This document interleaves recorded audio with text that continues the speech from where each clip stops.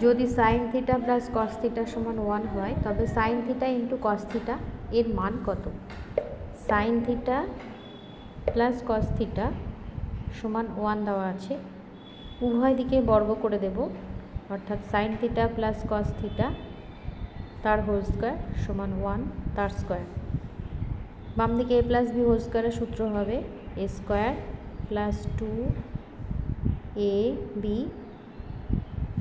Plus b square সমান 1 square করে 1।